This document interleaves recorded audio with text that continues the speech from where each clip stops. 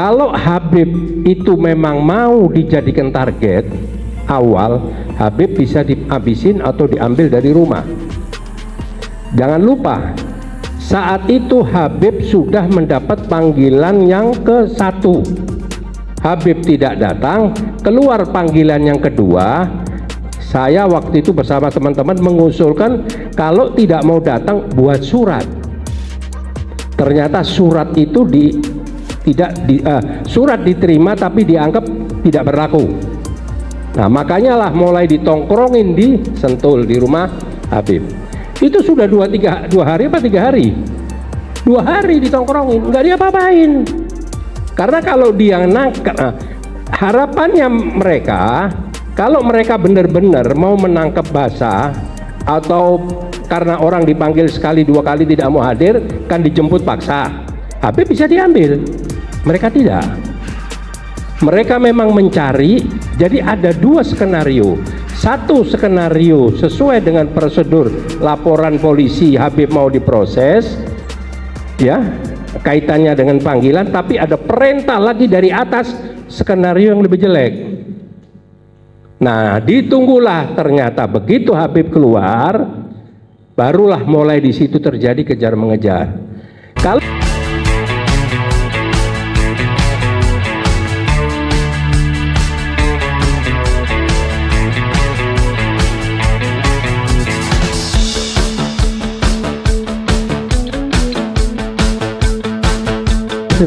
ya, terima kasih. Bismillahirrahmanirrahim.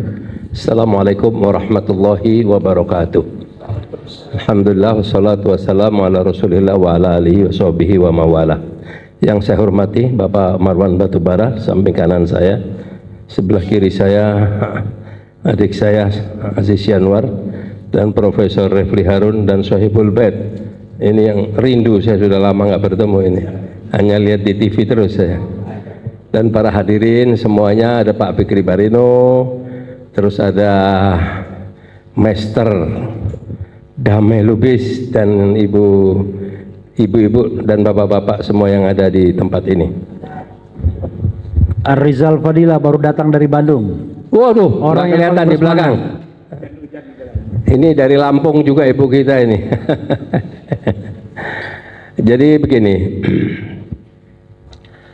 kan kalau bicara kilometer 50 sudah panjang cerita, panjang pembahasan, panjang diskusi, seolah-olah kalau ini sebuah film mungkin kita akan berulang-ulang nonton film ini, seolah-olah kita penasaran apa sih sebenarnya cerita di film ini. Padahal bagi saya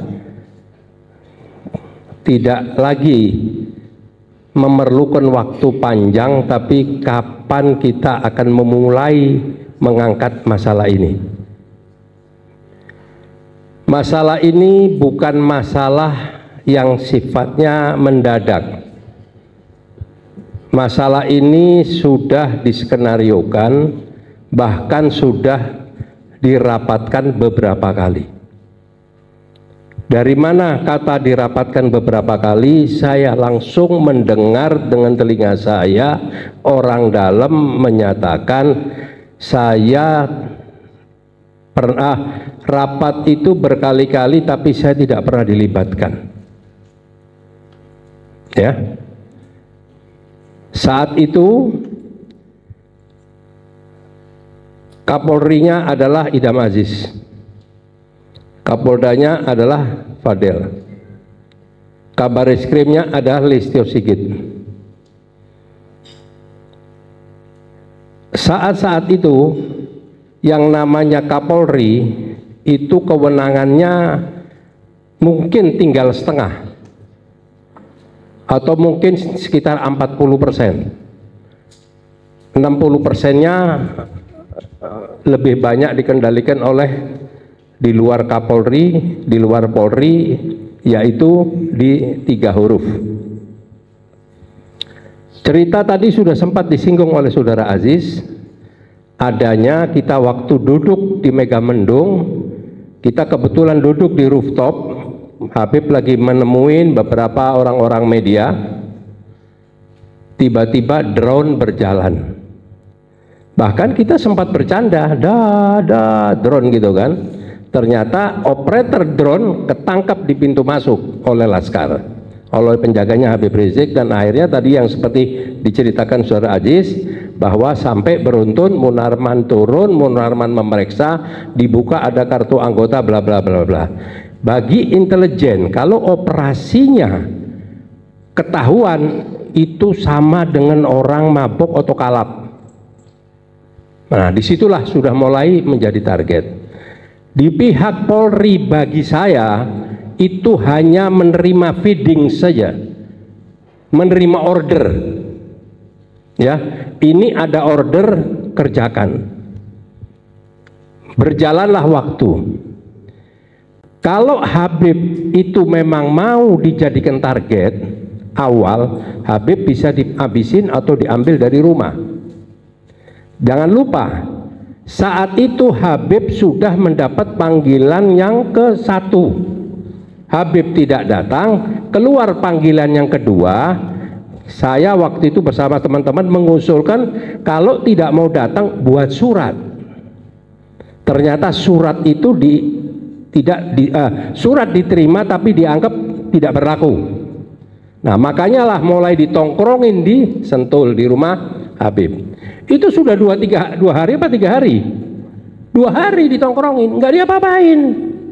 Karena kalau dia nangkep, harapannya mereka, kalau mereka benar-benar mau menangkap basah, atau karena orang dipanggil sekali 2 kali tidak mau hadir, kan dijemput paksa, Habib bisa diambil. Mereka tidak. Mereka memang mencari. Jadi ada 2 skenario. Satu skenario sesuai dengan prosedur laporan polisi, Habib mau diproses, ya, kaitannya dengan panggilan, tapi ada perintah lagi dari atas, skenario yang lebih jelek. Nah, ditunggulah, ternyata begitu Habib keluar, barulah mulai di situ terjadi kejar mengejar. Kalau dibilang itu kejar mengejar, memang betul Laskar berhasil. Versi saya, Laskar berhasil menyelamatkan Habib, iya. Tapi mereka berhasil menggiring Laskar masuk ke kilometer 50 juga, iya. Tidak keluar dari target. Nah, jadi di sini sudah jelas semua ini by design, by skenario. Nah, kalau sekarang kita mau bicara, tadi sudah disinggung masalah novum. Kapolri Sigit sudah pernah bicara waktu RDP di DPR. Kalau ada novum baru, sebenarnya kita tidak perlu mempermasalahkan novum. Yang kita permasalahkan di mana CCTV. Kasus Sambo waktu awalnya berbelit-belit, begitu keluar CCTV diangkat, semuanya tergambar, transparan. Jadi sebenarnya yang perlu kita lakukan sekarang itu adalah mulai menanyakan atau mengusut langsung tuntas mana CCTV kita mau tahu. Mustahil CCTV itu tidak ada. Nah, begitu sekarang terjadi, kalau dibilang melakukan perlawanan, waktu di kilometer 50 yang 2 orang itu sudah ketembak, yang 4 masih belum diapa-apain. Dan tidak diborgol. Bagaimana mau dibilang melakukan perlawanan? Kalau memang orang ini membahayakan, harusnya diborgol. Nah, tapi saya tidak mau tahu cerita tentang itu semua. Tapi dalam arti kata, sudah waktunya kita mempermasalahkan. Nah, tadi Bung Refli mengundang si A, si B. Saya pikir nothing, Pak Prof. Saya bersama teman-teman sudah berjuang habis-habisan untuk mendatangi Komisi 3 agar Komisi 3 mau menemui kita. Itu sampai surat pertama dibuat oleh Aziz Yanuar tidak dijawab, surat kedua tidak dijawab, bahkan yang ketiga saya bilang, Jis buat surat ke MKD. Betul Bro? Surat ketiga ke MKD pun tidak dijawab. Makanya saya akhirnya bilang tolong jangan menyerah. Saya mencoba mendekati PKS melalui saudara Dr. Salim Sagaf Al-Jufri, Ketua Majelis Syuro. Langsung ditelepon depan saya Ketua fraksi adalah Jazuli. Nah, jadi kalau Profesor Refli mau mengundang, jangan ngundang Mardhani segala. Itu kan cuma public figure saja. Undanglah Jazuli. Nah, yang hadir di situ adalah Jazuli. Undang itu sekjennya yang gayanya kayak selebriti, ada juga di situ. Terus ada si siapa yang bekas polisi, Adang Dorojatun. Terus lupa lagi saya, ada 4-5 orang. Nah, dan di situ kita menghadirkan seluruh keluarga korban. Mereka semua meneteskan air mata, dan mereka sudah langsung menjanjikan menyurati Komnas HAM. Hah? Siapa? Nah, alhamdulillah keluarga korban sudah datang dan dipresentasikan satu persatu oleh keluarga korban. Mereka menangis meneteskan air mata. Baru sadar mereka bahwa sekejam ini. Tapi dua janji bahwa akan membuka pintu Komisi 3 agar kita bisa bertemu tidak pernah terrealisasi, termasuk juga mengenai Komnas HAM juga tidak terrealisasi. Nah, jadi kalau yang diundang itu misal Jazuli sebagai ketua fraksi, itu lebih bagus menagih janji dia saat itu agar ini bisa ditindaklanjutin. Siapa tahu PKS mungkin sekarang lagi gonjang-ganjing, montang-manting, terpuruk, mungkin dengan poin ini dia mungkin mau mencari sebuah poin yang baik. Nah, kalau bicara kok mengenai kilometer 50, Habib itu nggak tanggung-tanggung, bahkan sudah pernah menggelar sebuah munas. Munas apa? Munasnya adalah munas untuk kilometer 50. Dan kebetulan 4 atau 5 hari sebelum beliau pulang dari Mekah, saya diskusi WA dengan beliau tentang masalah-masalah. Dia menanyakan, apakah kilometer 50 antum udah pernah bahas? Saya bilang kilometer 50 anak tunggu antum pulang, Bib. Antum pulang kita bahas. Nah, jadi semua itu sudah dibuat, skenario-skenario itu. Jadi kalau saya melihat yang paling terbaik adalah sekarang kita mempersiapkan langkah-langkah kita agar ini mulai dapat diangkat. Kenapa?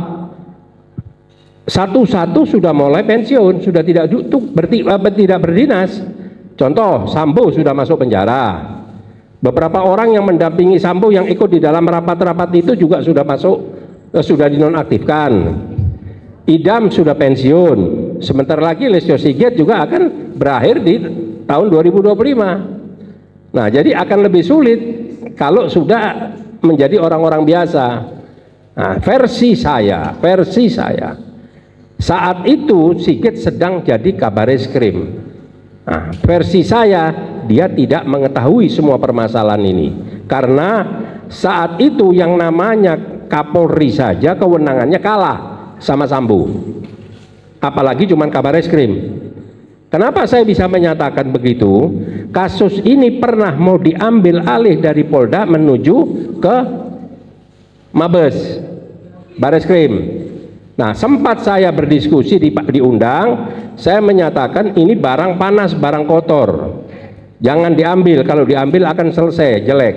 Akhirnya alhamdulillah besok koran Tempo keluar menyatakan bahwa barang ini sudah kebuka semua, ada saksi yaitu yang namanya supir mobil derek. Nah, tadi juga sudah disinggung bahwa jenazah itu banyak luka-luka yang berlebihan, jadi ada penyiksaan-penyiksaan. Ini kan hanya cuman pertolongan Allah, hikmah dari Allah. Sebenarnya kalau mereka itu benar-benar tidak dibuka, ditutup matanya, mereka tidak perlu membiarkan orang korban-korban ini masuk ke rumah sakit Polri. Setelah disiksa, dibunuh, buang.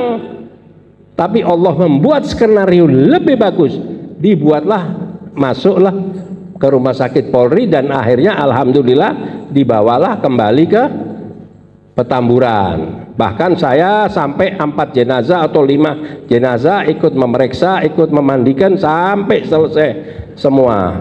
Nah, kalau kita sekarang masih berharap-harap dari orang-orang Gerindra Ya, kalau kemarin saya sempat waktu di podcastnya Prof. Refli Harun, saya juga ditanya. Cuman kalau tadi saya baru ingat Romo Safi, waktu itu saya bilang Romo Mangun, saya salah. Jadi memang Fadlizon juga ikut menemani, ikut mengawal dari Rumah Sakit Polri ke Petamburan. Tapi hari ini tinggal tergantung, kalau yang namanya Prabowo sudah berani cerai talak 6 dengan Jokowi, barulah orang Gerindra berani bersuara. Kalau sekarang ini kan masih pisah ranjang, tapi ketemu di luar, percuma kalau menurut saya, tidak akan banyak hasilnya, tidak akan. Ngapain kita mesti pusing-pusing, kita fokus saja udah sekarang. Kalau mengharapkan Natalie Pige, sama juga. Kenapa saya bilang begitu? Coba bayangkan, rekomendasi dari Komnas HAM menyatakan luka yang di punggung itu adalah kalau tidak salah dianggap ada kemungkinan kalau orang ada penyakit dalam, penyakit lambung atau apa, meninggalnya punggungnya bisa melepuh. Kan gila itu omongan. Orang kita lihat, kita dibalik bolak-balik sama kita Haji Munarman, itu luka lecet punggung itu, jadi diseret itu orang.